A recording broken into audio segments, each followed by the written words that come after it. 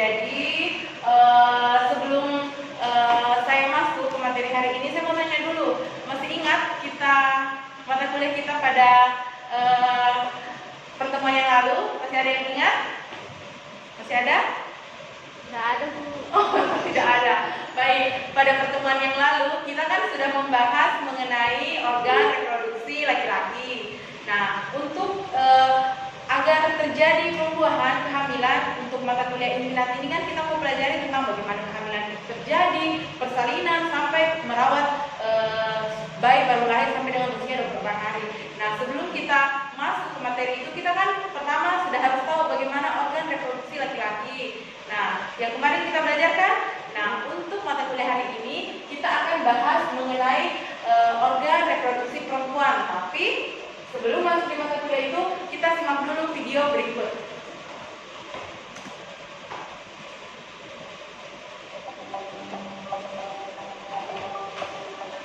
Ini sedikit gambaran buat adik-adik sebelum kita memasuki apa sih yang kita mau pelajari pada hari ini. The female reproductive system is made up of the external and internal genital organs. The breasts are also sometimes considered part of the reproductive system. The vagina is a tube-like muscular organ that connects the external genital organs to the uterus. It is the passageway for sperm to reach the egg in the uterus, for menstrual bleeding, and through which babies are delivered during birth. The uterus is a thick-walled organ in the middle of the pelvis that functions to support the developing fetus. Its muscular walls contract during labor to push the baby out, and the cervical canal widens to let the baby through. Nah, jadi adik-adik tadi setelah melihat tadi video itu sudah punya gambaran tentang apa yang akan kita pelajari pada hari ini? Ya, Bu. Ya, bagus sekali. Coba Ramlah, coba kira-kira kita mau belajar apa hari ini? Anatomi fisiologis dan reproduksi, Bu. Ya, betul sekali. Jadi, berkaitan dengan materi kita yang kemarin, yang pekan lalu, hari ini kita akan belajar mengenai bagaimana sebetulnya anatomi dan fisiologi dari sistem reproduksi perempuan. Betul. Nah, adapun learning outcomes atau tujuan pembelajaran kita pada hari ini, setelah belajar mata kuliah ini, Ibu harap kalian mampu untuk mengetahui anatomi organ genitalia eksternal perempuan. Kemudian kalian harus mampu menjelaskan bagaimana fisiologi fungsi dari organ genitalia perempuan. Kemudian mahasiswa harus mampu mengetahui organ anatomi dari organ genitalia internal wanita. Dan yang terakhir, mahasiswa harus mampu menjelaskan fisiologi dari organ genitalia internal wanita. Jadi ini adalah tujuan pembelajaran kita pada hari ini. Jadi setelah belajar mata kuliah ini, kalian sudah harus mampu expert dalam mengetahui bagaimana sih sebetulnya organ-organ reproduksi perempuan. Nah, yang pertama organ genitalia eksternal. Jadi di sini kita bisa melihat apa saja sih yang termasuk dari organ genitalia eksternal. Yang pertama itu ada mons venalis. Nah, mons venalis ini adalah bagian yang menonjol pada daerah simfisis pubis yang terdiri dari jaringan lemak. Jadi mons venalis ini merupakan bagian yang biasa ditumbuhi rambut-rambut. Jadi di sini adik-adik perempuan pasti sudah tahu kan organ genitalianya masing-masing. Bisa dibayangkan yang mana? Sudah bisa? Oke, ya bagus sekali. Jadi mons venalis ini adalah bagian yang menonjol yang ditumbuhi bulu-bulu. Jadi itu namanya mons venalis. Kemudian, jadi ini gambarnya ya. Kemudian yang kedua, ada namanya labia mayora. Jadi labia mayora itu merupakan organ yang terdiri dari bagian kanan dan kiri. Jadi ada bagian kanan dan ada bagian kiri. Nah, lapisan lemak itu labia mayora itu merupakan lapisan lemak dari lanjutan mons venalis. Dia berfungsi untuk melindungi organ-organ yang ada di dalamnya lagi. Jadi ini dia lipatan dari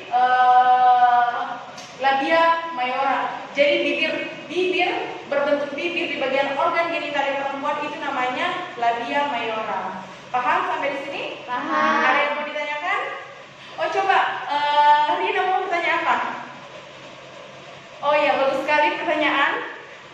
Ya, jadi betul labia mayora ini merupakan organ yang berfungsi untuk menutup dek. Jadi betul sekali dia bagian yang terlihat dari luar dan betul dia ditumbuhi juga bulu-bulu. Jadi karena dia merupakan lanjutan dari mons veneris. Jadi kalau mons veneris di atas, lapisan lemak yang turun ke bawah sampai ke bagian belakang itu namanya labia mayora. Makanya dia ditumbuhi juga bulu-bulu seperti mons veneris.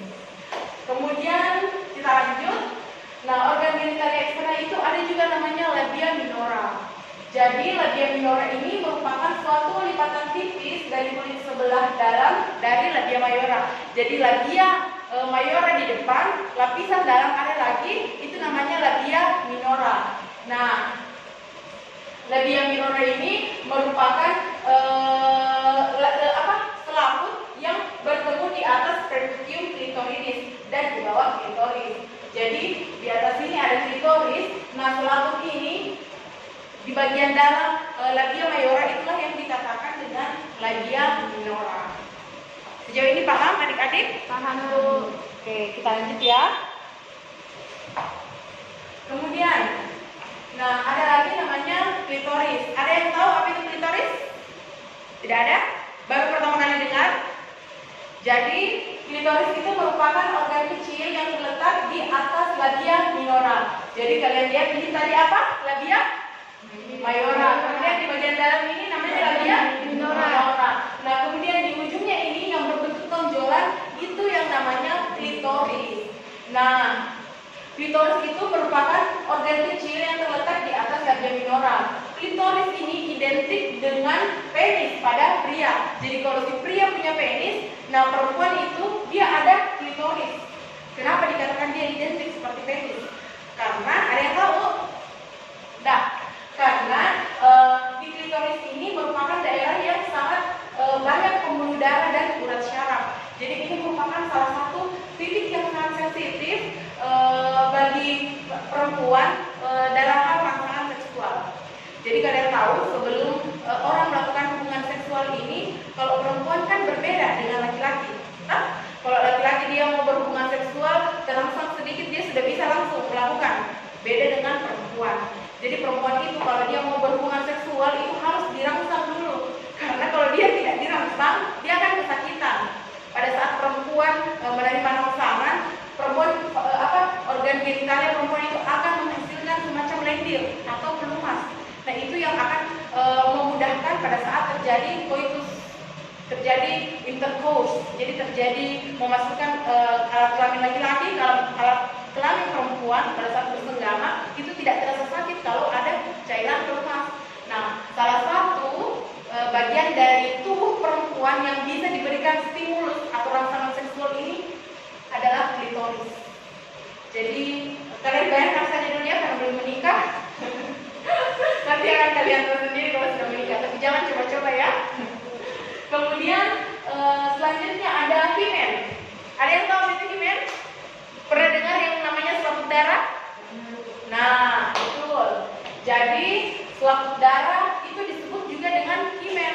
Nah, himen ini merupakan batas atau sekat antara genitalia eksterna dan interna.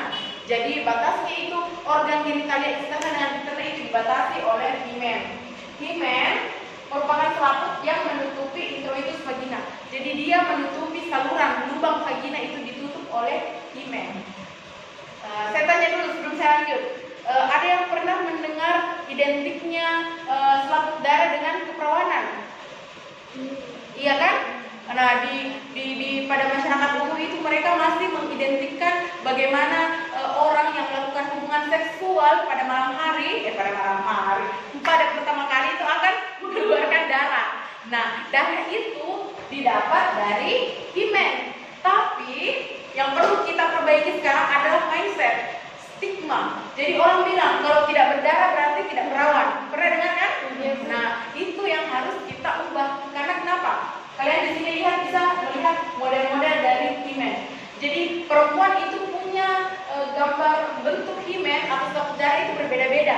Ada yang bahkan tidak ada salurannya. Kalian lihat?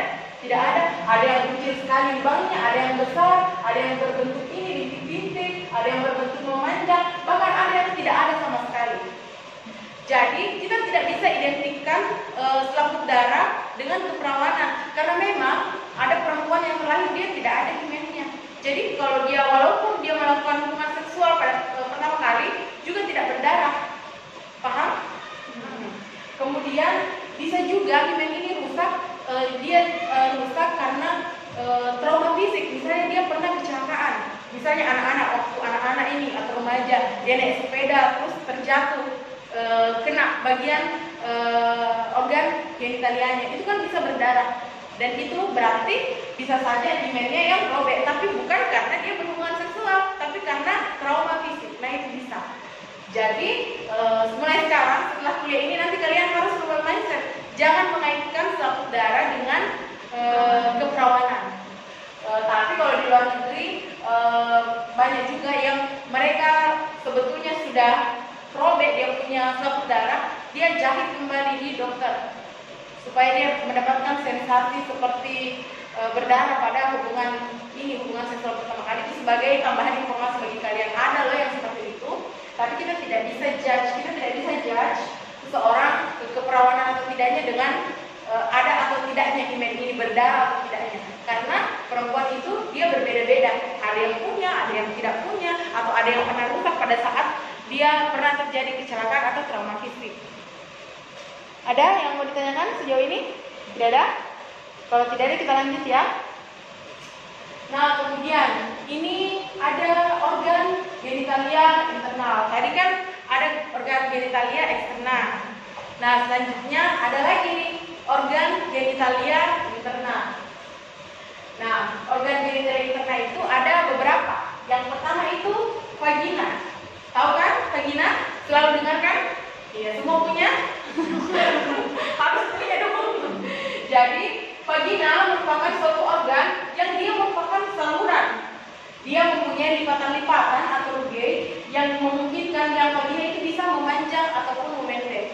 Jadi kalau orang sering bilang vagina dia identikan dengan organ genitalia eksternal, itu sebetulnya salah. Jadi orang lihat dari luar itu paling mons veneris, labia mayora, bukan vagina, karena vagina itu merupakan lubang, dia merupakan saluran. Dia bisa memanjang dan memendek. Nah ini dia saluran nanti tempat lahirnya anak, kemudian keluarnya menstruasi, keluar semua dari saluran dari vagina. Paham di sini ya? Kemudian kalau ada yang bertanya langsung ya, angkat tangan saja, kalian boleh tanya, kita interaktif saja. Kemudian organ selanjutnya ini ada uterus. Jadi uterus ini merupakan tempat bersarangnya atau tumbuhnya janin di dalam rahim pada saat ibu hamil. Jadi kalian lihat ini uterus berbentuk segitiga. Nah uterus ini ukurannya hanya sebesar buah alpukat pada saat dia tidak dalam kondisi hamil. Tapi kalau sedang hamil dia bisa dia elastis, dia bisa berkembang berkali-kali lipat, membesar mengikuti pertumbuhan janin. Jadi uterus ini disinilah tempatnya janin itu tumbuh. Kemudian kita lanjut, ada namanya tuba fallopi. Tuba fallopi, tahu? Ada yang pernah dengar tentang tuba fallopi? Jadi tuba fallopi itu merupakan suatu saluran yang berlubang dan berhubungan dengan uterus. Adik-adik di sini bisa lihat tuba fallopi, dia akan menghubungkan antara ovarium dengan uterus. Jadi ini dia, kelihatan kan? Jadi salurannya ini namanya tuba fallopi. Kalau tangan-tangannya, kalian lihat di tangan-tangan, ini namanya fimbriae. Jadi kalau sel telur itu kan dilepaskan oleh ovarium setiap bulan pada masa ovulasi. Sel telur itu dilepaskan, maka fimbriae dari tuba fallopi akan menangkap sel telur tersebut. Kemudian sel telur akan melalui perjalanan ke saluran tuba fallopi sampai ke rahim. Nah kalau dia berhubungan seksual pada saat terjadi ovulasi atau pelepasan sel telur, maka sperma yang masuk melalui vagina akan tersemprot masuk ke dalam rahim. Dia bisa jalan ke tuba fallopi kanan atau tuba fallopi kiri. Nah kalau dia ada sperma di situ dan pada saat itu ada sel telur yang dilepaskan, maka terjadi pembuahan dan bisa terjadi kehamilan. Jadi saluran. Jadi kalian paham sekarang saluran Yang menghubungkan antara rahim dan ovarium itu namanya apa? Tuba? Oke, bagus sekali. Tuba falopi. Kemudian, nah ini tadi yang saya singgung, ovarium. Nah, ovarium ini merupakan suatu organ dari perempuan yang dia berfungsi menghasilkan sel telur. Sel telur disebut juga ovum. Nah, matangnya ovum dan keluarnya sel telur itu dari ovarium ini yang bulat, itu disebut masa ovulasi atau persuburan. Dan itu hanya terjadi 1 hari setiap bulan, setiap 1 siklus pada perempuan. Jadi kalau seorang wanita berhubungan seksual misalnya 2 hari atau 3 hari sebelum ovulasi, dia besar kemungkinan untuk hamil karena sperma ternyata dia bisa hidup 4 sampai 5 hari di dalam di dalam saluran tuba fallopi menunggu si telur ini. Dia bisa hidup 4 sampai 5 hari kalau kualitas spermanya bagus. Tapi sangat besar sekali kemungkinan terjadi kehamilan kalau dia berhubungan seksual pada saat si wanita ini lagi masa ovulasi. Jadi pada saat sel telur dilepaskan. Nah, ini yang lepaskan sel telur. Ovarium itu ada 2. Kalian bisa lihat di gambar besar. Ovarium itu ada kanan dan ada kiri. Jadi dia akan memproduksi sel telur itu hanya 1 saja setiap bulan, dan itu bisa saja dia dilepaskan oleh ovarium kanan, bisa saja oleh ovarium kiri. Bisa juga sebetulnya dia melepaskan, pernah dengar anak kembar kan? Anak kembar, dia bisa juga melepaskan 2 sel telur sekaligus. Itu karena perubahan hormon. Misalnya dia pernah minum obat-obatan KB, kan obat-obatan KB itu dia suntik hormonal atau pil, itu kan semua mempengaruhi hormon. Jadi dia bisa saja membuat sel telur ini lepas 2, tapi jarang. Tapi ya ada seperti itu. Bisa saja 2, tapi pada umumnya 1 saja setiap bulan. Kemudian paham sampai sini? Kemudian kita lanjutkan ligamentum. Nah, ligamentum ini merupakan suatu lipatan otot yang terdiri dari jaringan ikat yang kuat. Dia menyerupai tali dan berfungsi untuk mengikat, menahan organ-organ reproduksi perempuan agar dia bisa terfiksasi dengan baik pada tempatnya. Jadi ini kalian bisa lihat ligamentum, dia berfungsi untuk mengikat organ reproduksi supaya dia tidak bergerak-gerak. Jadi supaya dia tidak lari-lari ovariumnya, tidak goyang-goyang ini salurannya. Nanti kalau ada bayinya, si uterus ini tidak mencong ke kanan ke kiri. Ini fungsi dari ligamentum. Dia berfungsi untuk memfiksasi, dia berfungsi untuk menahan, menjaga bagaimana organ reproduksi kita tetap pada tempatnya. Oke, paham? Ada yang mau ditanyakan sebelum saya lanjut? Tidak ada? Oke. Nah, kalau tidak ada, kita masuk di grup diskusi kelompok. Jadi kalian membagi diri dulu menjadi 4 kelompok, ya. Oke, duduk 1, 2, 3, 4. Oke, bagus sekali. Kemudian, nah, tugas dari kelompok 1. Kelompok 1 ini bertugas untuk mengeksplor anatomi dan fisiologi organ dari mons veneris, labia mayora, dan labia minora. Jadi kelompok 1 di sana bertugas untuk bagaimana kalian mencari segala macam informasi anatominya, fisiologinya tentang organ reproduksi ini yang 3 tadi ini. Oke? Kelompok 2 pun sama, kelompok 3 dan kelompok 4. Jadi kalian berdiskusi tentang bagaimana sih organ ini, kemudian kalian mencari gambar-gambar, boleh video ataupun PowerPoint. Ibu kasih waktu 15 sampai 20 menit lah kalian diskusi. Ya? Paham? Oke, setelah diskusi kalian akan naik masing-masing. Jadi 4 kelompok ini nanti ibu kasih waktu 15 menit untuk mempresentasikan hasil temuannya sama teman-temannya. Jadi nanti ada ahli labia mayora, ada kelompok ahli uterus, ada kelompok ahli tuba fallopi, tergantung. Jadi teman kelompok lain boleh bertanya ke kelompok yang sedang presentasi. Oke? Ini ada lembar lembar tugasnya. Kalian bisa menjadi panduan. Oke? Kita tunggu ya sampai 15 menit. Semua harus aktif ya? Oke.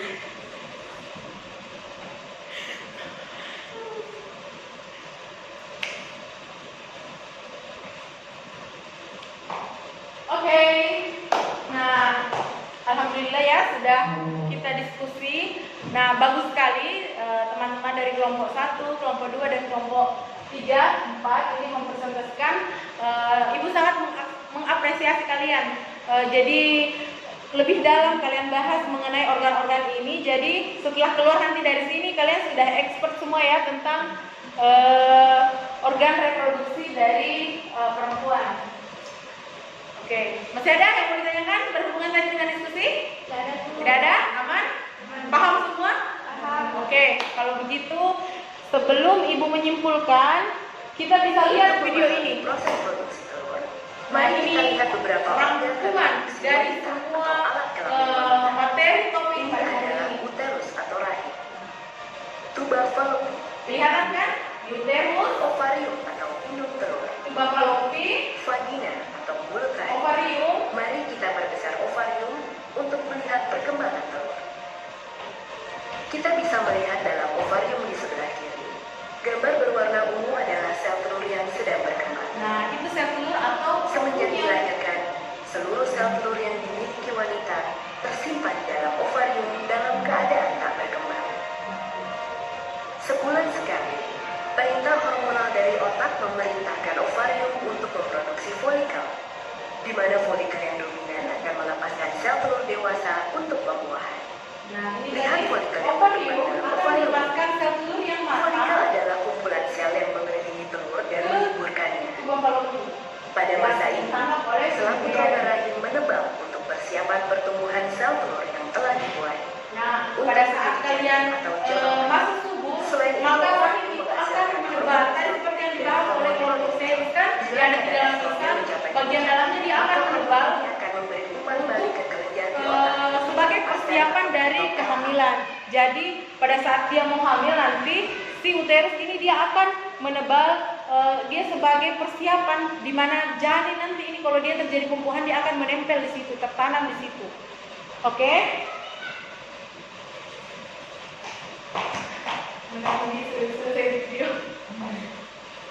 Nah, kemudian kita sampai pada tahap kesimpulan.